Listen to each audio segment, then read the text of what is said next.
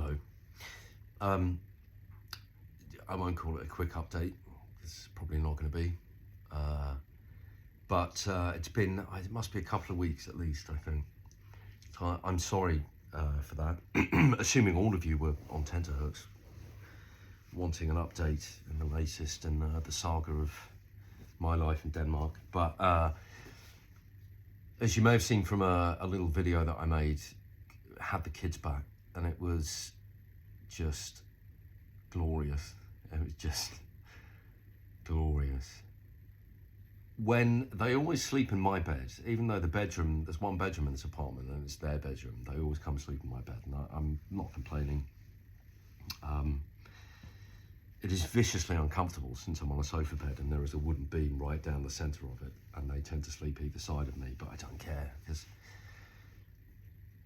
I think I've talked before about happiness and how it's sort of always, that's all right, I don't know why I'm doing the sign of the cross there, how it's always sort of there somewhere, and you just need to sort of drown out the traffic noise of all the other shit that's going on, and it's there. For me, it's most definitely there when these two people that are the most important people that I will ever know to me are both by my side, snoring away, and just safe.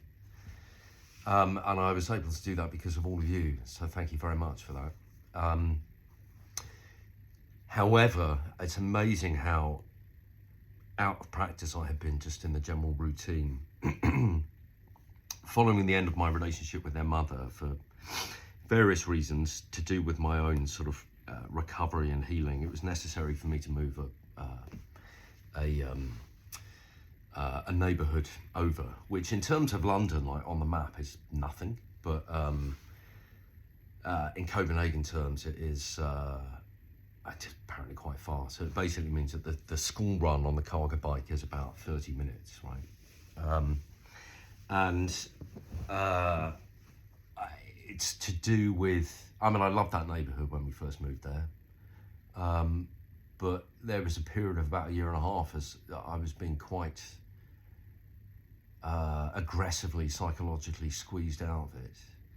And in between that and the giant conference hotel complex right next to our house, which, aside from the fact it is ugly as fuck, it is just an architectural crime against the horizon, it is also, for various reasons, not something that I want to wake up and see every day anymore. So anyway, so I'm a little further away than the sort of, you know, the 15-minute city kind of thing that they have with their mother that's set up over there. So basically had them to school late by a few minutes almost every day that week, and picked my son up late from what's called KKFO, which is like after school club. It's like it's something that you pay for. It is subsidised by the state quite heavily over here, but by our taxes, and we still pay, you know, we pay the part of it that isn't subsidised. Anyway, public sector workers in Denmark don't like being made 5 minutes late. We've had a couple of terse conversations with the leader of this after-school club about the fact that it is mostly me. I'm sure that the mother has probably on one or two occasions, but I'm happy to wear the majority of the 10 occasions since September when he started there that he has been picked up late. And again, I think even being generous, maximum 10 minutes. Not even that, actually, I don't think. I mean, they call 2 minutes before 5 o'clock when I'm on the bike furiously cycling down there to get to them. But that's just the nature of life in Denmark, if you're Danish, is that it's people want to get home. I mean, in the private sector, it's quite a luxury to be able to just down tools at the time that your shift is over. Anyway, whatever. It is the system here. Getting my son late to school is bad for him. I know that, because I remember what it was like. You go in late and the class has already started and he's nervous, and you know, I understand that. The difficulty that I have is I have ADHD, and I'm quite tired of explaining to people who just don't know anything about it that one of the many executive functions which can be quite dramatically impaired is the part of our brain that allows us to manage the perception and passage of time. It's not like it I could bore you with the science behind it, but it's to do with automatic blinking. And anyway, there's a Huberman Labs podcast episode that talks about it. It's very interesting. But especially for someone that was only diagnosed a couple of years ago, I basically only just received the correct instruction manual for the brain that I have, right? So, I'm catching up, doing what I can. But I realised now that it's something that I've always struggled with, and there is a neurological reason for it. So it's still on me. I'm the only one that can do anything about it, sure. But, I don't feel that, it's still it's a struggle that I didn't ask for, which I'm only just now aware that is a thing. So I'm trying to get on top of it, right? And just for the record, if any of you have a friend that is like ADHD or so ADHD and they're always late to meet you, especially if someone has gone through their life undiagnosed, we generally hate being late because we spend our lives being told off for it and various other things, not being good enough, not trying hard enough, all this, etc., etc., etc. So we are almost pathological people pleasers. So we are as deeply uncomfortable with being late for you, and I mean deeply, deeply uncomfortable to the point of quite chronic anxiety, as you are no doubt frustrated by what must look like us not giving a shit about your time. It's not that we don't give a shit. We give a shit about your time and not being late, probably more than people that don't struggle with timekeeping. But we are impaired, whether people choose to accept that or not. Now, you could say that's an excuse. Personally, I don't think I need excusing for it, but I am the only one that can do anything about it. But, I've had a lot on, and I've only found out that I've actually had ADHD a couple of years ago. Anyway, basically, me and their mother were called in for a meeting with the head of this KKFO after school club, because she has to write a letter of concern to some government body that I wasn't sure about. And I was thinking, okay, well, I'm just going to go in and I'll just take this on the chin, and I have bigger problems, basically. Anyway, we went in and sat with this woman who had this list. She had this Danish form that I had to go home and translate, which is fine. I'm in Denmark, fine. But this Danish form that she basically said, I'm going to send this today unless you have any objections. And I was like, well, can I take it home and translate it first? So she goes 24 hours. That basically had these occasions, and the last was like the 11th of November. And she was basically saying, what happens is, if your child is not picked up on time, he will be put on a bus to a sort of detention facility for abandoned children in the city centre and handed over to their care so that you can pick them up from there, right? So I'm in a system now where apparently this lady, who is basically a service provider, as far as I can tell, like she runs an after school club. We pay her for this service. If it was him being abandoned, I can completely understand.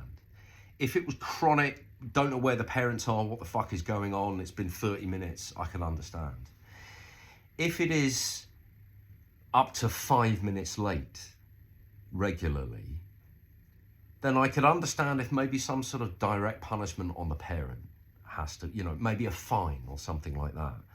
But to punish the parent by busing the child to juvie hall in the city centre, presumably having told that kid that their parents we don't know where your parents are, they've abandoned you, so we're just going to leave you in this lockup.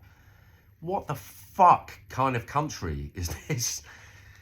Anyway, if it was just as simple as being like, well, that's fine, I'll just be on time in future, then I wouldn't have a problem with it. Like I say, I have enough problems and I don't need to open up another battlefront. But unfortunately, it's not that simple for me. And it seems to come down to simply her team not liking being kept a few minutes late, which I can understand. It sucks. I've been working since I was 16. It's really shit. But,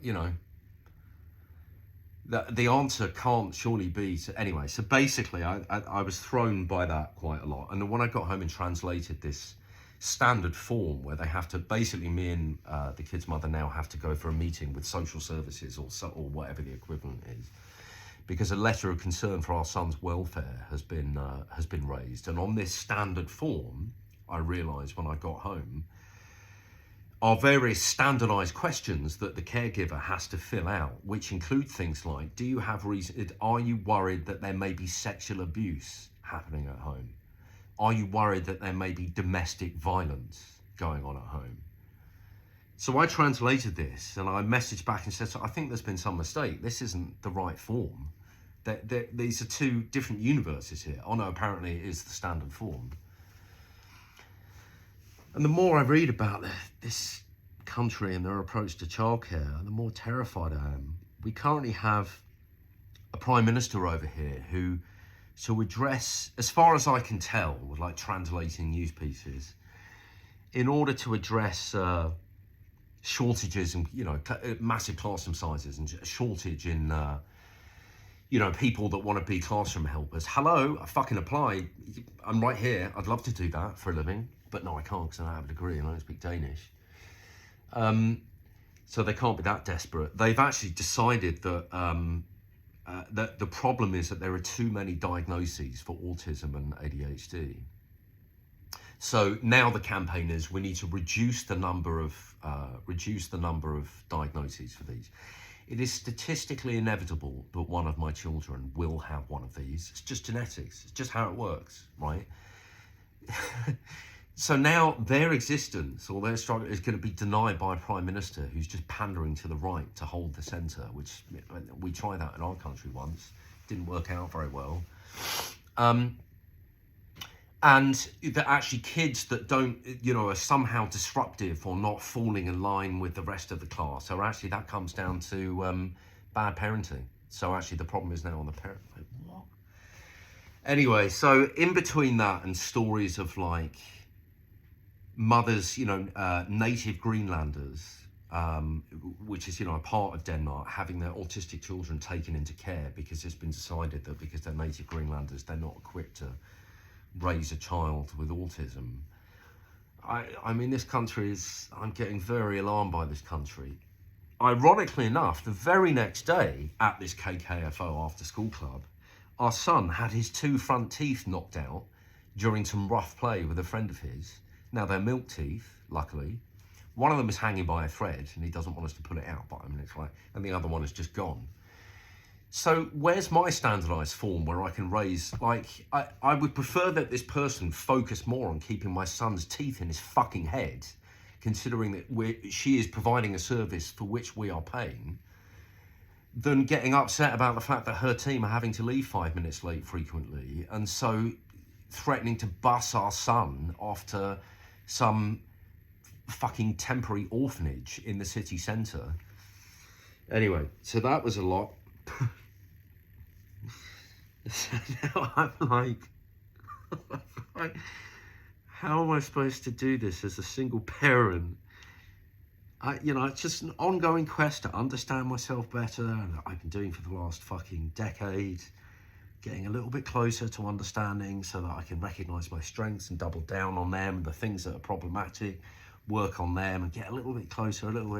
But now I'm in a country which, despite the fact both my children were born in the United Kingdom and therefore, as far as I'm concerned, are citizens of His Majesty's Great Britain, apparently owned by the Danish state now. B, we now live in a country that doesn't recognise, apparently, because of political expediency, people with, you know, neurodivergences, which will include at least one of my children. And C, has the power, apparently, to basically just take children into temporary care because the parents, because they don't like going home late. Like, what the I'm just, it just adds to my anger at the fucking... Oh my God, the manipulation and the decisions that were made to get us all here so that one person could get all the things that they want, just completely irrespective of the rest of our needs, including our children, which is like, for me, that's, I can wear a lot of stuff, but my kids, man, don't. Anyway, so that was going on. But where are we? I still haven't heard back from the shop that I went and did a apparently unpaid trial shift in. Fine. But I've had lots of people that, one guy that I used to work with, Isaac, hi there, thanks for your help, mate. He introduced me to someone, a client of his business is based over here. She very kindly took the time to have lunch with me. She sent a follow-up with some suggestions and people I can talk to and that kind of thing. Someone else that I used to work with that I completely forgot was originally from Denmark sent me a whole list of all of the benefits that I could be claiming, which is way more than I had previously thought. And I'm like, as I mentioned in my previous video about the trash shed thing, about the depressingly predictable power grab, it was just, my kid's mother has yet again asked me to deregister my social security number from the kid's address, and thereby just letting go of pretty much all of my rights, short of dragging us all through family court, to reassert them, so that she can claim some additional benefit onto some single parent's benefit, which interestingly is a benefit that she has been trying to get me to let go of my parental rights to claim since about an hour after we split up a couple of years ago. So despite the fact that she knows full well that we have missed out on thousands of pounds of benefits in the 2 years that we've been here, simply because I'm still uncomfortable, as ridiculous as it is, just letting go of those rights, because there's been no acknowledgement, no real change in like agreed reality of what has happened and what is happening. I'm still terrified of doing that. Still, as all of you amazing people are going out of your way to sort of support and help, I've got this one person that's like, right, so by the way, can you just let go of your rights so that I can get that extra? As if there aren't two parents that are trying to provide a stable home environment.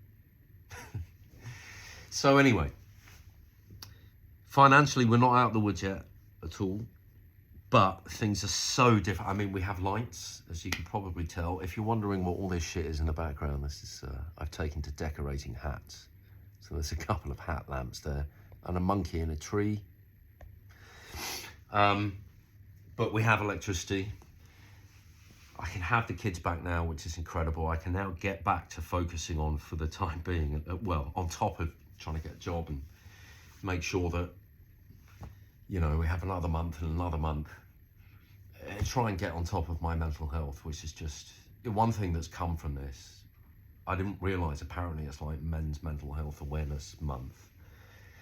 And I think, you know, being a man in a patriarchy, I'm reluctant to sort of speak too openly about how hard it is to be a straight, white, middle-aged, cisgender, English-speaking male in the modern world, because we're pretty much at the top of the privileged food chain. But it is a thing, and as one of you, when you posted it on LinkedIn for me, thank you very much. You started the post by saying blokes don't talk. It hadn't even occurred to me through that prism. I think I was so desperate, like, hadn't even thought about any sort of male front or anything, but I don't think I've ever been particularly blokey in that sort of respect.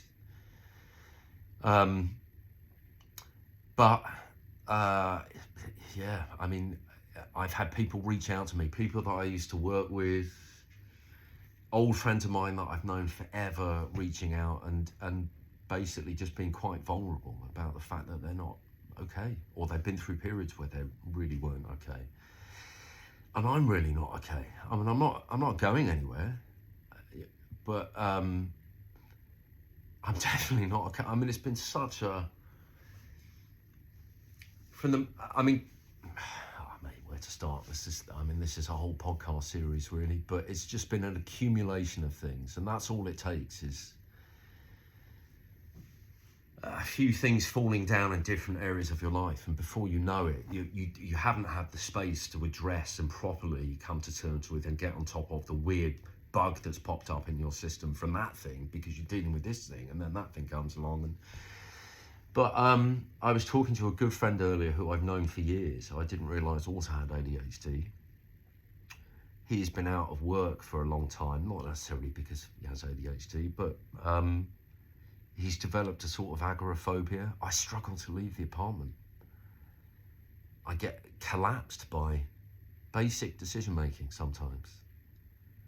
Like going to the shop, so worried about what shirt I should wear. Like, I don't have that many clothes, and they're all ancient anyway. Like, so I can understand that, and I think it's something that it's probably a lot of people suffer from. I'm not saying just men. Even things like OCD. I know people say, oh, I'm so OCD, but I know people that really suffer from OCD, and it's completely debilitating. And I've gone through periods in the last, since we moved into this apartment, where I had the build up to the end of the relationship, which I thought was probably the worst period of my life.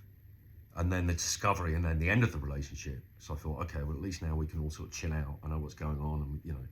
But then I was just thrown into this battle for 4 months of being strategically homeless. I wasn't really able to come to terms with that, because I was just like, one good thing about having ADHD is you're pretty good in a crisis, believe it or not. If it's an acute crisis that suddenly pops up, chronic stress, not so much, but acute is easier.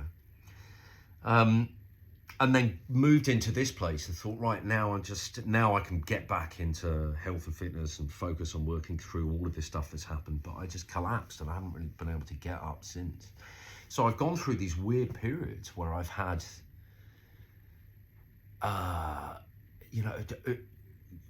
moments of crippling OCD, to the point where, I've gone after an ingrown hair on my beard, and I've ended up plucking half my beard out of my face.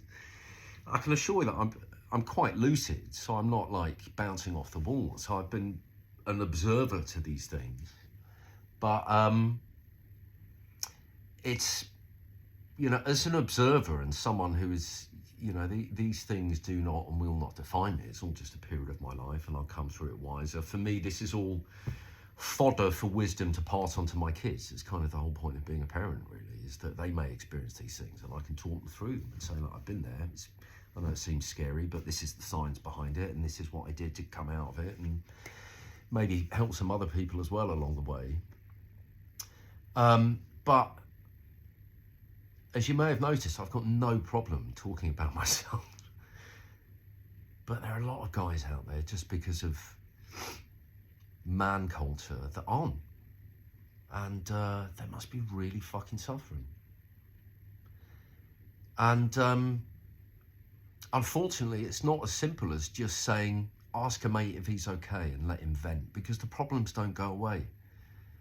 You can share with someone, and it feels great because there's someone else out there, but then they leave and you're still there on your own dealing with it. If I didn't have kids, if my central focus for pretty much everything since I found out I was going to have a kid was trying to add more value to the lives of these two human beings that I have to somehow co-shepherd through childhood into adulthood and beyond, add more value than I'm detracting, then if I didn't have that purpose, fuck knows where I'd be. I'd be in a much worse state, I think. But, yeah, guys don't talk. And, but, I even feel uncomfortable talking about it from the manosphere at fucking hell. Tell me we live in a patriarchy without telling me we live in a patriarchy. The term manosphere exists. What a fucking ridiculous term. Anyway, women don't talk. The one thing I learned about ADHD is that there is quite a big unspoken problem about mothers with ADHD, because girls present differently in class, because they're told to sort of sit still and be good, and they tend to be more organised and that kind of thing. Doesn't mean they're not fucking suffering, unlike that classic swan analogy of just furiously paddling under the water to maintain that. And you know, a lifetime of what I now realise is called masking is pretty exhausting in its own right. But apparently something happens. I mean, the incredible transformation, this ancient, dormant system that kicks into gear when when a woman becomes a mother, which is probably the single most incredible process in nature that I'm aware of. And I've had the benefit of having a privilege, a front row seat to it, not once but twice, without actually having to do it myself. But this ancient mix of hormones that kicks into gear can apparently, for women with undiagnosed or unrecognized, even to themselves, ADHD, just like it, make it explode. So you throw in stuff like postnatal depression and feeling like you're not good enough. Maybe it's because actually your ability because it is a bit like, you know, you come home with this baby and all of a sudden there's no nurses around or anything, and you're like, hang on a minute, it keeps crying. Well, like there's no bedtime anymore. It just keeps crying, and we don't understand why. And we feed it and we change its nappy, and what's going on? And then of course the dad in the UK, the dad goes back to work and gets the sleep, and the mum has to just stay up, and it's just in this pure frontline war zone of keeping this thing alive. And not being able to, you have this explosion in ADHD symptoms, just it completely disintegrates your ability. I imagine, I'm speaking on behalf of, you know, forgive me, I'm just simply trying to imagine what it must be like, of trying to like keep your shit together and thinking, I'm a terrible mother. Like I keep forgetting, I heated up the milk 2 hours ago and I've forgotten. I mean, imagine what that must be like. So it's not just that men don't talk, it's that none of us really feel that we're able to talk about this kind of stuff, I think. I mean, it's getting better because we have more, you know, we have the internet and the ability to educate ourselves in amongst all of the fucking internet bullshit and misinformation out there about this kind of stuff. And we can talk more openly about these things online, and there are influencers that can disseminate this sort of information in a way that is more familiar, because it feels like you're just talking to someone that's just like you, instead of, you know, speaking to your GP or whatever. So it is headed in the right direction. But I guess all of this to say that no, I'm not okay at all, and I'm so just constantly, all of my bandwidth is taken up by the constant short-termism of what happens next month, what happens next month, what happens next month. Plus dragging all this other stuff that I have just not had the opportunity, I just don't have the space to deal with a lot of this stuff. Plus all of these new fun little bugs that pop up in the software, like, you know, I'm 45 minutes leaving the house because I couldn't decide what shoes to wear. I've got like 3 pairs of shoes. So no, I'm not okay, and apparently I'm not the only one. But it's not a blokes don't talk thing. It's an everyone. Most of us don't talk, and I don't know how to change that really. Anyway, that's a terrible update. I'm really sorry, everyone. I've got the kids back again tomorrow. This week, it's a process that I've started many times, but I'm fucking terrified of. It's actually deregistering my social security number and registering it here, because it's entirely possible that I wouldn't have needed any of your help if I had had access to a knowledge. I mean, the system is not easy to navigate, and when it comes to government bureaucracy or government websites and things like that, especially in a different language, yes, you can translate the page and stuff, but I mean, this is just kryptonite to my brain, unfortunately. I'm much more comfortable, you know, thinking of ways to amuse my kids by sticking monkeys to houseplants than navigating government websites. But I came here with a Dane, so I had assumed that I would have a partner in navigating all of this stuff. But if I had I mean, probably none of you would have had to help. So I have to do that. But the consequences, it just could be just very scary. And whilst I'm sure that everyone says, don't worry, you're a father to Danish kids, and you know, you're never going to lose them. That's true, but the way that the law works over here is that the parent that is the single registered parent is obligated by law to act in what they believe to be the kid's best interest. And the Danish family law system is on their side until it is called to come in and investigate the circumstances, which means that it could be decided that it is in the kid's best interest to not have access to me. I know that would certainly help in terms of additional benefits that could be claimed if that was the case. Until such a time that I get the family court involved, and that involves bringing my daughter in, who's old enough to have a say, and just thousands of pounds, and lawyers and translators, and so there's quite a risk to that, which is why I've been putting it off for so long. I never thought it would be, never thought it would even be a question. But anyway, that's something that I need to do this week as well. So I'm a bit concerned about that, but can't go on like this. Couple of job opportunities or people to talk to about jobs and things to follow up, which is great. It's all come through this network of people. So thank you. And, also ideas for, well, it's going to be a podcast interview series, basically just talking openly about this kind of thing. But also having had a good long chat, well, I say a long chat, we both have ADHD, so we've been exchanging voice notes because it's less confrontational than actually talking on the phone, less pressure, with a good old friend of mine, Ben, who I realise now struggles with a lot of similar things. Possibly another one as well with him and I. Anyway, and of course, you know, we live in a talking head economy. You can make money out of these kinds of things, and it might actually help someone. So ideas and things to pursue. But I feel with my mental health, the fact that it's apparently now Christmas, which on the one hand I'm really excited about. We're going back to the UK to see my parents. The only grandparents that have ever met our kids or shown an interest. We're going back to see them, so I'm really excited for that. But doing these simple things that probably sound very simple that I'm talking about, it's like wading through thick tar, it feels like, in terms of the progress.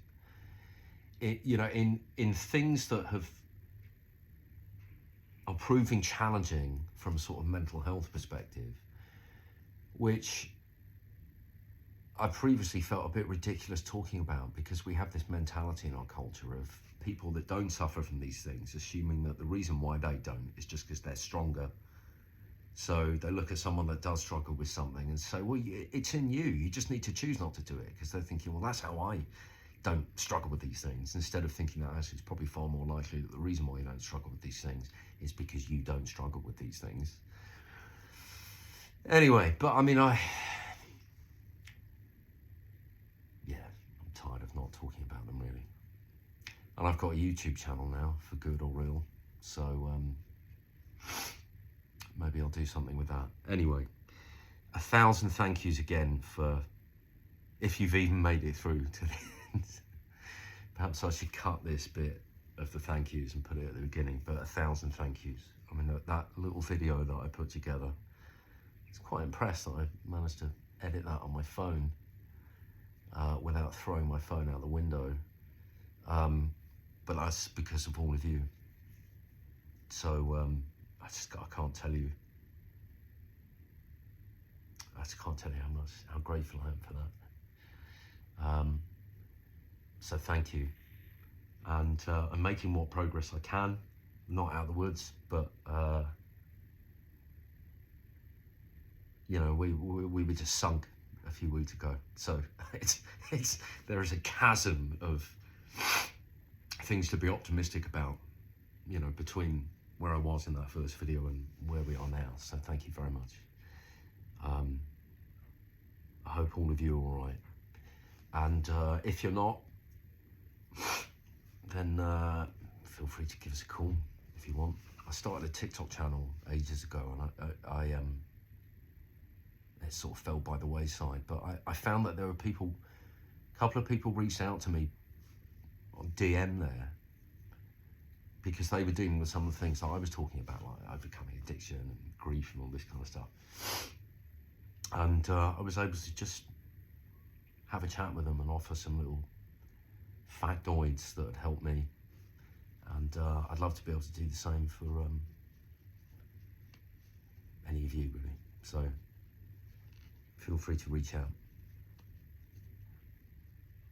But like I say, it's not just that blokes don't talk, it's that a lot of us still feel that we can't talk. So I think we need to just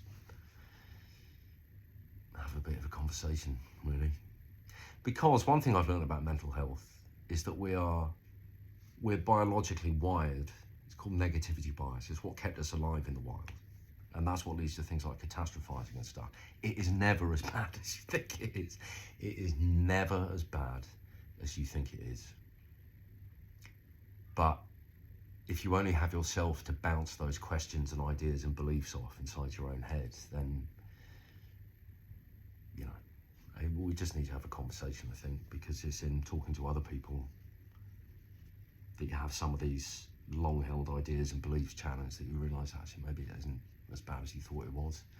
And sometimes you just need that little kernel of hope, which is a solid enough foundational platform to sort of rise up from and start fighting your way back. So I think we just need to have a conversation. Anyway, thanks for all your money. I got a monkey with it.